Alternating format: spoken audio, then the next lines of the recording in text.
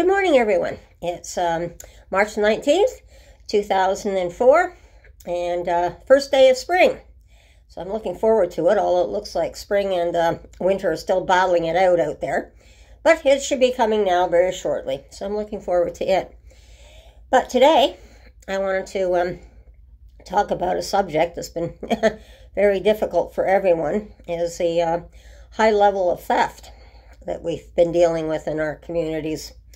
And this is all communities across the board, and I touch a little bit on it, but this kind of brought my attention to it because I'm going to go in and start with the grocery stores on the big chain here, and they've tried a number of things. Everyone was in a real rile-up when the big chain decided that they were going to, their 50% off was going to go down to 30%. They've been battling for a long time. I've seen different things to battle the theft. But, of course, that 30%, there was backlash. So, and I think part of it is due to the theft, but, of course, the backlash. Well, that backfired on them. They've been trying different methods. I just also want to say that we are in the poorest ward here in the city. Between the drug addictions, the shelters, as well as the social housing here, we're the poorest ward. So we're suffering a lot down here, and it's particularly noticing. That's one thing, the theft is noticeable, and I've talked about it on the shopkeepers and everyone else as well. And today I just kind of want to concentrate pretty much on the grocery stores and what I've been seeing there. And it's interesting. I've seen the changes.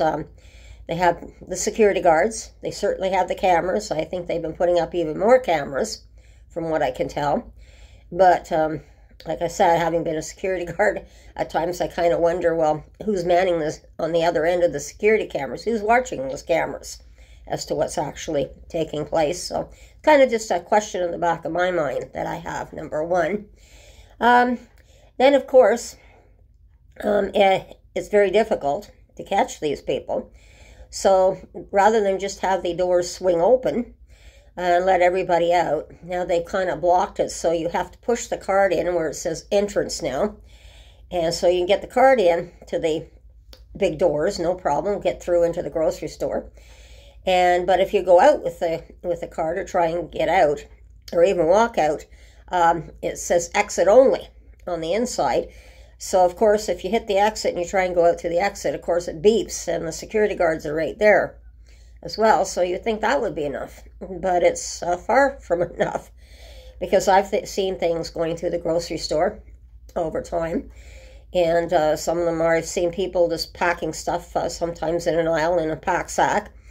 And I know at one point even Dollarama tried to stop people and check the pack sacks, and that backfired. The grocery store even tried checking the receipts, and now what's come out is they want to use the receipts, and they're using some experimental stores throughout the province, so that as you leave, you have to, especially on the checkout, not the checkout counters with the clerk, but on the self-service ones where you're going to have to tap your receipt now on something rather than just have a person do it.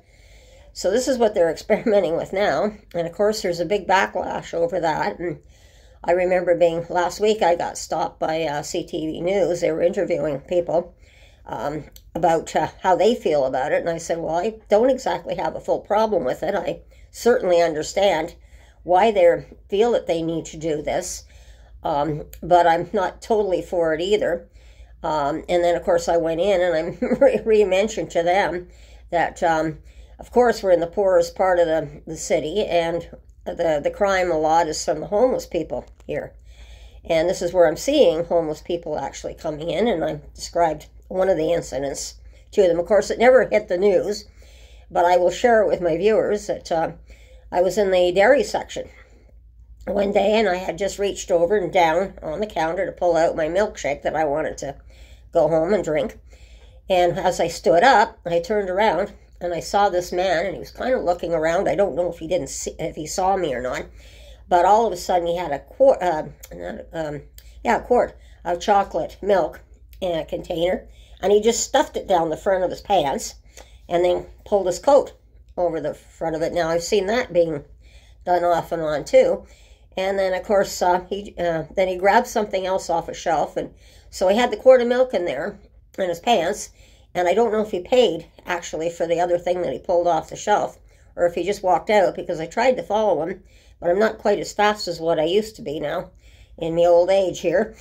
But this is what I'm seeing. So I understand where they're coming from, but there's got to be better methods of doing things. And what are they doing? Manning the cameras?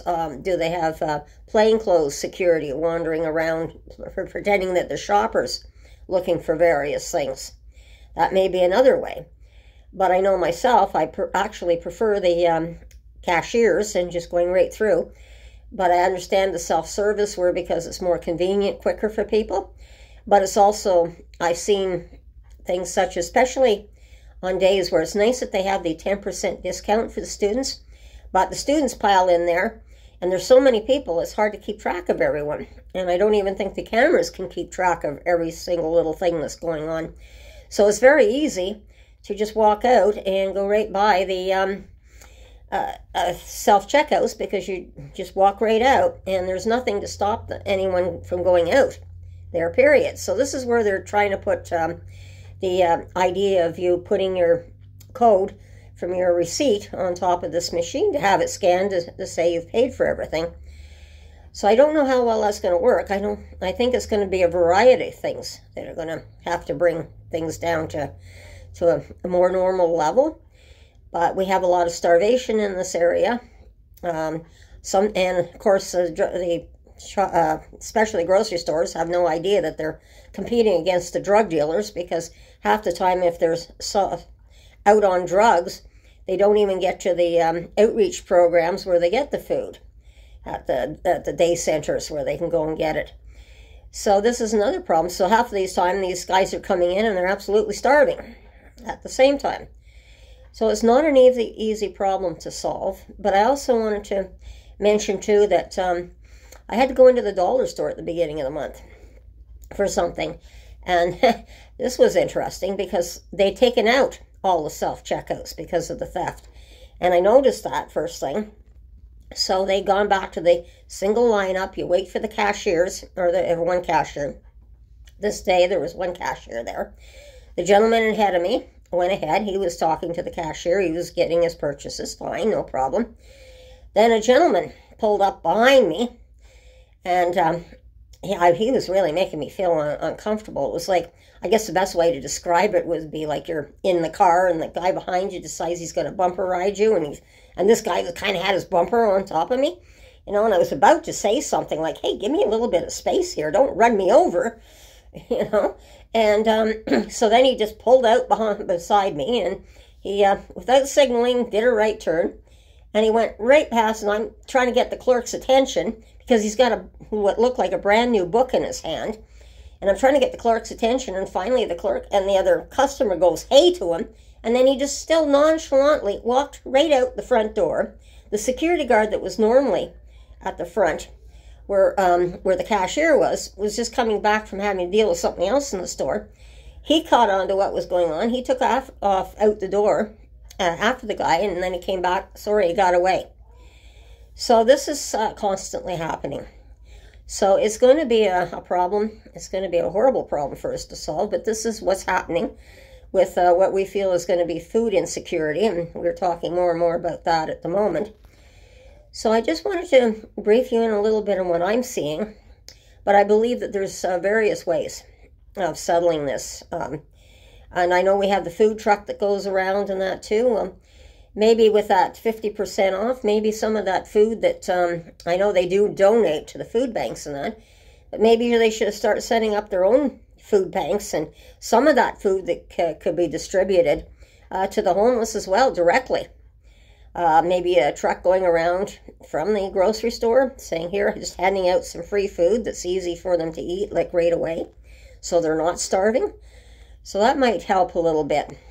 So there's different ways, I believe, that can things can be done. And of course, we're in a rich country and a lot of food does go to spoil. So I'm sure that all this food that's going to spoil, rather than end up in the landfills, for goodness sakes, let us see if we can find some sensible way of sharing this food to those who need it the most. So this is where I just wanted to leave it today. And we shall talk again soon. And be safe, watch your surroundings, and we'll talk to you again soon. And bye-bye. Take care.